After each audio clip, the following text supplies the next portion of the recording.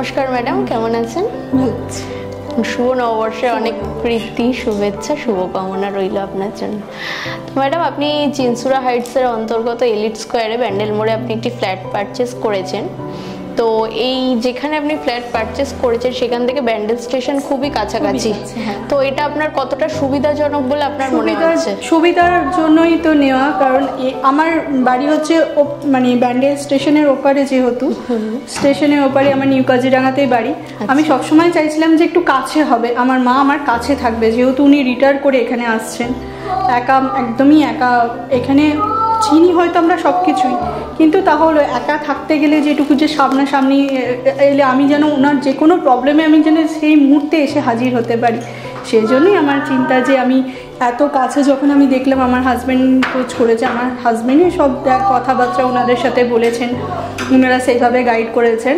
তখনই ওনারা বললেন যে ঠিক আছে, আমরা তখন ওনারা দেখালেন যে আমরা কেমন কেমন ফ্ল্যাট আছে, আমরা সেই বুঝে একটা ফ্ল্যাট মায়ের জন্য বুক করেছি, যে যেন একদম আমাদের কাছে হয়, সেই জন্য এখান থেকে। আচ্ছা, তো ম্যাডাম, আপনি ফ্ল্যাটে এলিট স্কোয়ারে এনকোয়ারি থেকে স্টার্ট করে ফ্ল্যাট বুকিং করা অবধি যদি আপনার অভিজ্ঞতাটা একটু শেয়ার করেন।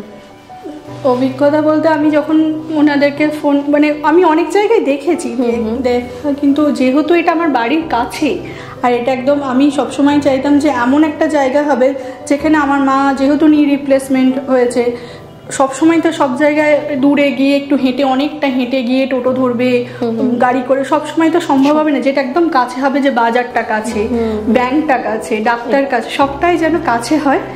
তার জন্য আমি যে ঠিক আছে যে এখানে, তারপর ওনাদের সাথে যোগাযোগ করা হলো, তো ওনারা বললো ঠিক আছে আপনারা আসুন। তখন ওনাদের বিহেভিয়ারও খুবই ভালো, ওনাদের সাথে কথাবার্তা বললাম, ম্যাডামের সাথে কথাবার্তা প্রথমে বলেছি, ম্যাডাম বলেছে আপনি আসুন। যখনই ফোন করেছি, যে মুহূর্তে ফোন করেছি, ওনারা সঙ্গে সঙ্গে ফোন ধরেছেন। একটু আমার অসুবিধাও হয়েছিল, মানে কাগজপত্র নিয়ে একটু টাকা পয়সা, মানে লোনের ব্যাপারে, ওনারা সঙ্গে সঙ্গে আমাকে হেল্প করেছেন। আচ্ছা, আরেকটা কোশ্চেন ম্যাডাম, এটা তো আপনি জানেন যে গেটেড কমিউনিটির মধ্যে হচ্ছে এবং 24/7 সিকিউরিটির একটা ব্যবস্থা থাকবে, তো সেটা নিয়ে আপনি কতটা নিরাপত্তাবোধ বা শান্তি পাচ্ছেন সেটা আপনি একটু?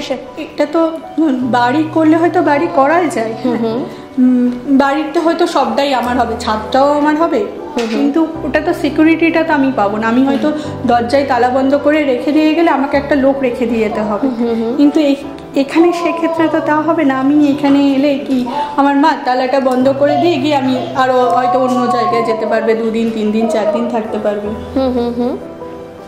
ওই জন্যই আমার চিন্তা যে এখানে যে সিকিউরিটিটা, যেখানে কোনো প্রবলেম হলে সঙ্গে সঙ্গে উনি ফোন করলে যেন ওনারা আসে, যে ঠিক আছে আমি প্রবলেমটা আপনার সলভ করে দিচ্ছি। অ্যাকচুয়ালি ব্যাপারটা আরও হচ্ছে যে আমার মা থাকে দুর্গাপুর স্টিল প্ল্যান্টে, যেহেতু চাকরি করে, আমরা থাকি কোয়ার্টার বেল, মানে ওখানে আমাদের এমনই পরিবেশ যে আমরা তালা বন্ধ করে দিয়ে চলে গেলেও আমাদের কোনো প্রবলেম হয় না। সেই জন্যই যে আমার এরকম চিন্তা যে আমার এরকম একটা জায়গা দরকার, যে আমি যেন আবারও এরকম, মানে তালা বন্ধ করে দিয়ে চলে গেলাম, বা কোনো প্রবলেম হলো তখন সিকিউরিটিকে ফোন করলাম, তারা এসে প্রবলেমটা সলভ করে দিল। বা হয়তো এরকমও তো হতে পারে যে শরীর খারাপ হলো, হয়তো সে আমাকে ফোন করতে পারছে না, সিকিউরিটি গার্ড আমাকে জানিয়ে দিতে পারবে যে কোনো প্রবলেম হচ্ছে, আপনি শীঘ্রই আসুন। এক্স্যাক্টলি।